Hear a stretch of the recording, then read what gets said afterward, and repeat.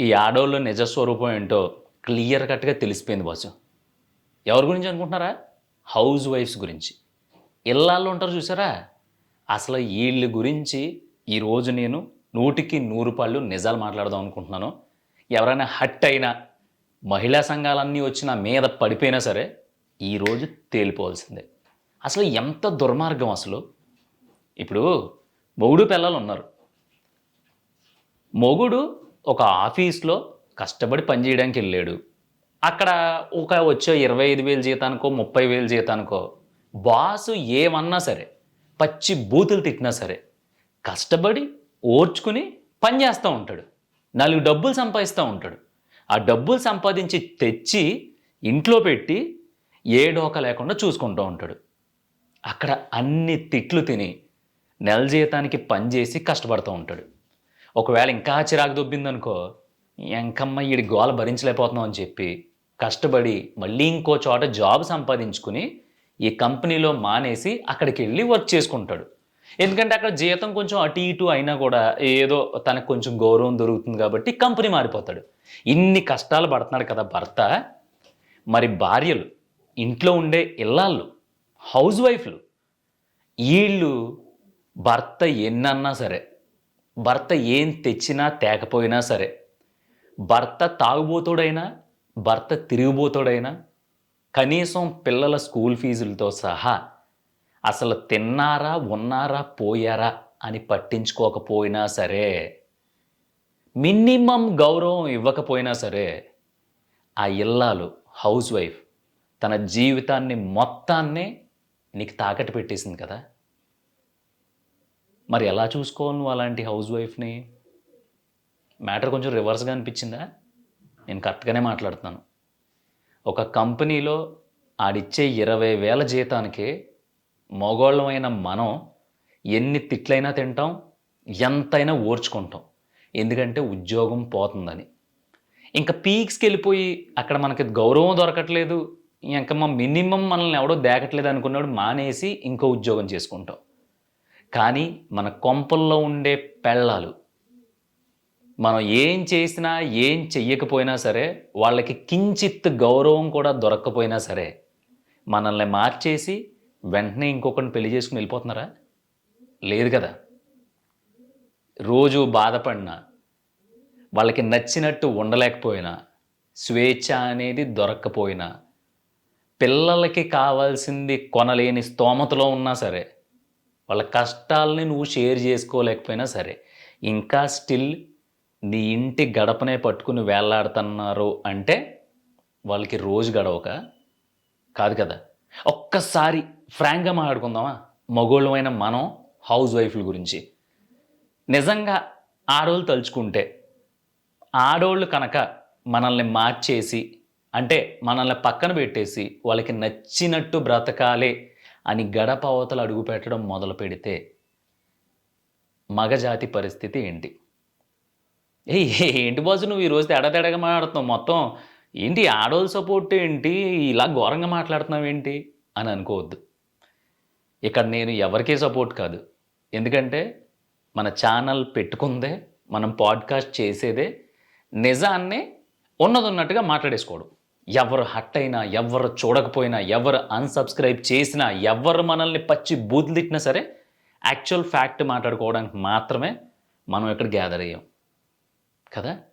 నిజం చెప్పు. ఆడోళ్ళు మనల్ని కాదనుకుని, నాకు నచ్చినట్టు నేనుంటా.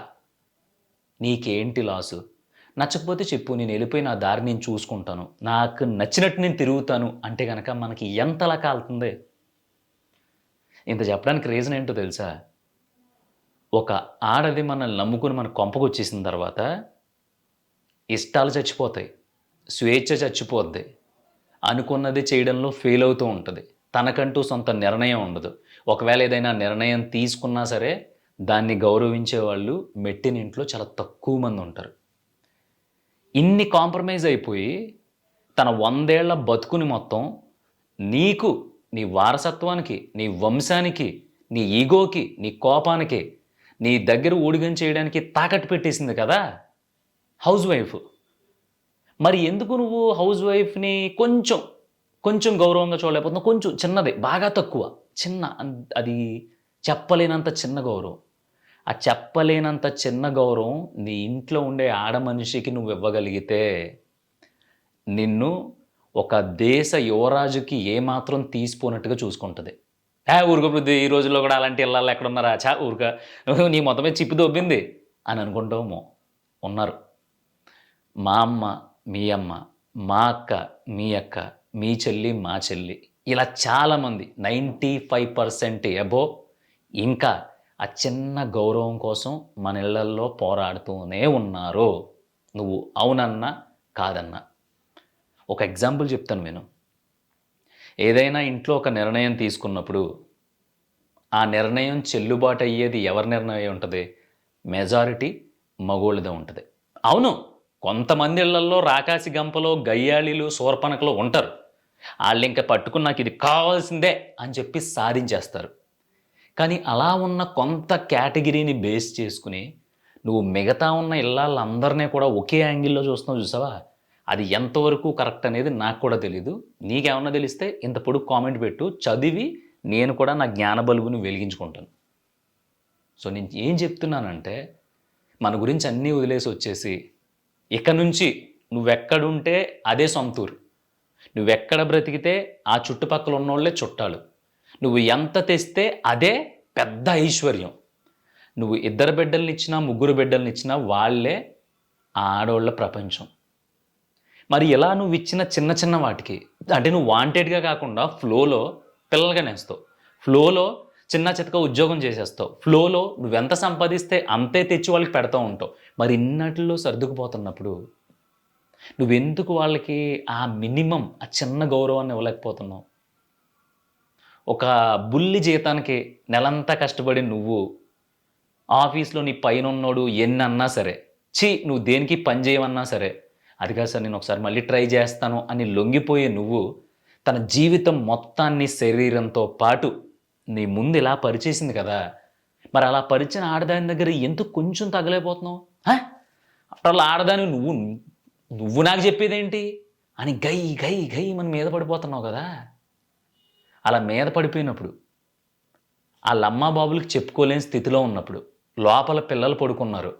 వాళ్ళింటే పరువు పోతుందేమో, వాళ్ళ ముందు చిన్నబుచ్చుకుంటానేమో అని చెప్పేసి ఆ తల్లి ఏడవడం కూడా మానేసి కుమిలి కుమిలి వంటింట్లోనే గ్యాస్ బల్లని పట్టుకుని, అలా గాల్లో చూస్తూ నా బతుకు ఇలా అయిపోయిందేంటి భగవంతుడా అని ఆ అమ్మాయి కన్నీరు పెట్టుకున్న ప్రతి కన్నీటి బొట్టుకి, ఆ ఉసురు మగోడికి ఖచ్చితంగా తగులుద్ది. ఇదేమీ శాపం కాదు. నేనేమి కొంచెం ఓల్డ్ డేస్‌లోకెళ్ళి మాట్లాడట్లేదు గానీ, అది నిజం. ఈ రోజుల్లో అలాంటోళ్ళు లేరు. విచ్చలవిడిగా ఉంటున్నారు. లేనిపోని కోరికలు కోరతున్నారు. అసలు ఆ ఆడోళ్ళని ఈ రోజుల్లో పట్టుకోలేకపోతున్నాం. ఎప్పుడూ ఆ ఫోన్‌లని, ఇన్‌స్టాగ్రామ్‌లని, రీల్స్ అని అసలు మగోడి మాట అసలు లెక్క చేయట్లేదు. ఇలాంటియన్నీ నీ సైడ్ నుంచి నాకు క్వెషన్స్‌గా వస్తాయి. అయి నేను వింటున్నా. ఇంతకు ముందు మన పాడ్‌కాస్ట్ ఛానల్‌లో, మన 'పృథ్వీ పాడ్స్‌లోనే' అలాంటి కేటగిరీకి చెందిన ఆడోళ్ళ గురించి కూడా మనం మాట్లాడుకున్నాం. అప్పుడు చప్పట్లు కొట్టిన నువ్వు, ఇప్పుడు నిజంగా అసలు సిసలైన హౌస్ వైఫ్ గురించి ఉన్నదున్నట్టు మాట్లాడుతా ఉంటే ఎందుకు ఉలిక్కిపడుతున్నావు? ఎందుకు అంటే, మనం మగోళ్ళం. మనం మినిమమ్ ఒప్పుకోం. బయట ఎవడి చేతో థు అని ఉమ్మూయించుకుంటాం తప్ప, ఇంట్లో ఆ కొంచెం తగ్గి అది కాదు, ఇలా చేద్దాం అనే చిన్న చిన్న మాటలు, చిన్న చిన్న ఒప్పందాలు, చిన్న చిన్న సంభాషణలు, చిన్న చిన్న బ్రతిమాలింపులు ఇవన్నీ ఉండవు. పెళ్ళైన కొత్తలో మాత్రం నిగనిగలాడిపోద్ది కదా పెళ్ళాం. అప్పుడు దాని చుట్టూ తిరిగేసి, మన మోజంతా తీర్చేసుకుని, ఒకళ్ళిద్దరు పిల్లలు కన్న తర్వాత, వాళ్ళు ఒడిలిపోయిన తర్వాత, అన్నీ వదిలైపోయిన తర్వాత, మన చూపు, మన పాయింట్ ఆఫ్ వ్యూ మొత్తం మారిపోద్ది. అప్పటిదాకా పెళ్ళైన కొత్తలో గుడికెళ్ళినప్పుడు చెయ్యి చెయ్యి పట్టుకుని బాగా దగ్గరగా కూర్చుని, కొబ్బరి చెప్పు పగలగొడతా ఉంటే, అయ్య బాబోయ్ బంగారం! చెయ్యి బొక్కడిపోద్ది తెలుసా? నేను కొడతాను కదా! దున్నపోతులో ఉన్నా నేను ఉన్నది దేనికి? అంత సుకుమారమైన చేతిలో కొబ్బరి చిప్పలు బద్దలు కొట్టేత్తావా? అని చెప్పి చెక్క బదలుగొట్టి దాన్ని చిన్న చిన్న ముక్కలు చేసి తినిపించిన నువ్వు, ఈరోజు 2 పిల్లలు పుట్టిన తర్వాత అదే పర్సనాలిటీని ఈరోజు అన్నట్టు చూస్తున్నావు నువ్వు. ఏ? నీ వల్లే కదా! నీ వల్లే కదా! అలా అయిపోయింది. నీ వల్లే కదా 2 పిల్లల్ని కనాల్సొచ్చింది. ఆళ్ళిద్దరూ నీ పిల్లలే కదా! లిటరల్‌గా నీ పెళ్ళాం రక్తాన్ని తాగి పెరిగారు నీ ఇద్దరు పిల్లలు. మొత్తం జవసత్వాలన్నీ లాగేశారు బాడీలోంచి. చెరుకు ముక్కని మనం ఈ క్రషర్‌లో పెట్టి చెరుకు రసం తాగే జ్యూస్ మిషన్‌లుంటాయి చూసావా? ఈ పక్క నుంచి పెట్టిన తర్వాత ఆ పక్కన పిప్పొచ్చి రసం మొత్తం ఒక గ్లాస్‌లోకొస్తే ఆ చెరుకు రసం మనం తాగుతాం కదా! అలా నీ పెళ్ళాన్ని నీ పిల్లలిద్దరూ పీల్చి పిప్పి చేసి తాగి పడదొబ్బి అలా వదిలేశారు. ఇప్పుడు ఉన్నదే కేవలం మనిషి అని అనిపించుకుంటున్న ఒక పిప్పి మాత్రమే. అలా బ్రతికేస్తుంది. ఎందుకంటే ఆడది చాలా మొండిది. నా పిల్లలు, నా మొగుడు, నా సంసారం, రేపొద్దున ఇది కొనుక్కుంటే బావుంటది. ఈ బంగారం ముక్కుంటే నా పిల్లకి రేపొద్దున చెవులీలు చేయించొచ్చు. లేదంటే ఈ రూ. 1000 దాస్తే ఏదో రేపొద్దున చదువుకోవడానికి ఉంటది. ఇలాంటి స్వార్థంతో ఒంట్లో ఓపిక ఉందో లేదో, అసలు రక్తం ఉందా? లేదంటే ఆరిపోయిందా? అసలు వెన్నెముకనేది ఉందా? జారిపోయిందా? జబ్బలున్నాయా? అరిగిపోయినాయా? మోకాళ్ళు పనిచేస్తున్నాయా లేదా? ఏం పట్టించుకోరు. పని చేస్తనే ఉంటారు. పని చేస్తనే ఉంటారు. ఏంటి? అన్నీ పాజిటివ్‌లేనా? అంటే ఇప్పుడు ఈ పెళ్ళాల గురించి, హౌస్ వైఫ్‌ల గురించి నెగెటివ్స్ ఏం లేవా అంటే? లేవు. గయ్యాలవ్వచ్చు. నిన్ను హింసించి దొబ్బేయొచ్చు రోజు పట్టుకొని. నీకు నరకం చూపించొచ్చు. అలాంటి వాళ్ళు ఎంత శాతం ఉంటారు? నువ్వు జెప్పు. మీ ఊళ్ళో 200 ఫ్యామిలీలుంటే 200 మంది ఇళ్లల్లో ఉండే హౌస్ వైఫ్‌లు మొత్తం గూడా రాచి రంపాన పెట్టేత్తన్నారా? మీ ఫ్రెండ్స్‌లో 10 మందున్నారు. 10 మందిలో 10 మంది పెళ్ళాలో కూడా అసలు ఇంటికెళ్ళేసరికి నరకం చూపించేస్తున్నారా? పర్సెంటేజ్ ఎంతో నువ్వే జెప్పు. 100 మంది ఉంటే గనక 100 మందిలో మహా అయితే 10 మంది అలా ఉంటారు. అలా ఉన్నోళ్ళు కూడా సంసారాన్నంతా వీధి మీద వదిలేసి, ఏమీ పట్టనట్టు అన్నీ చెల్లాచెదురు చేసేసి, నువ్వొచ్చేటప్పటికి ఇల్లు మొత్తం చిందరవందరగా వదిలేసి, రచ్చ రచ్చ చేసేసి నిన్ను కాలర్ పట్టుకొని రోడ్డు మీదకి లాగేస్తున్నారా? లాగేయట్ల. నిన్ను తిట్టినా, నీకు చుక్కలు చూపించినా ఆ 4 గోడల మధ్యలోనే. కానీ మరి మిగతా 95% మంది నీ కోసం బ్రతుకుతున్న ఇల్లాళ్ళ పరిస్థితి ఏంటి? నేను స్ట్రెయిట్‌గా కొన్ని క్వెషన్స్ అడుగుతాను. దానికి నువ్వు టిక్ పెట్టుకో. ఆఫీస్ నుంచి వచ్చిన వెంటనే నీ ఆఫీస్‌లో ఉండే చిరాకులన్నీ బ్యాగ్‌తో పాటు నీతో యేసుకొచ్చి, తలుపు ఎంతసేపు కొట్టాలే? పిచ్చి దొబ్బిందంటే తలుపు తీయాలని తెలీదా? మంచినీళ్ళు చెప్పమని మంచినీళ్ళు కావాలని చెప్పాలా? మంచినీళ్ళు తేలేవా? కాఫీ పెట్టు. తలపోటు దొబ్బుతుంది అని కాఫీ పెట్టి తెస్తే, నువ్వు ఏ టెన్షన్‌లో ఉన్నావు? నువ్వు ఏ సిట్యుయేషన్‌లో ఉన్నావు అని కంగారు పడిపోయి, ఆ మంచినీళ్ళు అయ్యో గబగబా తెచ్చి ఎక్కడన్నా టప్‌మని ఒలకబోసిందనుకో, అక్కడి నుంచి నీ నోట్లో ఉంచే బూతులకి, నీ నోట్లో నుంచొచ్చే ఆ గొప్ప గొప్ప పదాలు, ఆళ్ళ అమ్మా నాన్నల దగ్గర నుంచి మొదలుపెట్టి, నీ భార్య సైడున్న అందరిని యేసేసుకుంటావు నువ్వు. అయినా సరే, నీ పెళ్ళాం కిక్కురుమనకుండా చూస్తా ఇలా నుంచొనుండాలి. తిరిగి ఒక్క మాట అంటే నన్ననండి. మా వోళ్ళనెందుకు అంటున్నారు? మా అమ్మనెందుకు అంటున్నారు? అని ఒక్క మాట అంటే మాత్రం నీకెక్కడ పిలకలన్నీ టచ్ అయిపోతా ఉంటాయి కింద. ఏ? నీకొక్కడికే పౌరుషమా? అదే ఎప్పుడైనా నువ్వు తప్పు చేసి, నువ్వెక్కడైనా ఏ బెట్టింగ్‌లో ఆడి లేదంటే అట్లిలో ఇట్లో పెట్టి ఒక 2,00,000 పాడు చేసినప్పుడు నీలాంటి ఎదవకిచ్చింది మా అమ్మ. అసలు మీ అమ్మా నాన్నలని అనాలి. నిన్ను పెంచడం చేత కాలేదు అని నీ పెళ్ళాం నిన్నంటే దాని పరిస్థితి ఏంటి? నేను చెప్పనా? అయితే విడాకులు, లేదంటే పీక పట్టుకొని బయటకి గెంటేయడాలు, లేదంటే ఇలా తీసుకెళ్ళి గోడనేసి టక్కుమని కొట్టడాలు. ఇయే జరుగుతాయి. అంటే నీకు మాత్రం అమ్మానాన్నలున్నారు. ఆళ్ళ అమ్మానాన్నలు నువ్వేమన్నా అనేయొచ్చు. ఎందుకంటే ఆమె ఆడపిల్ల, వాళ్ళు ఆడపిల్ల తల్లిదండ్రులు. తప్పు కదా! ఇలాంటి వోళ్ళు కూడా ఉన్నారా అనేది మళ్ళీ వస్తది నీకిక్కడ డౌట్. ఉన్నారు.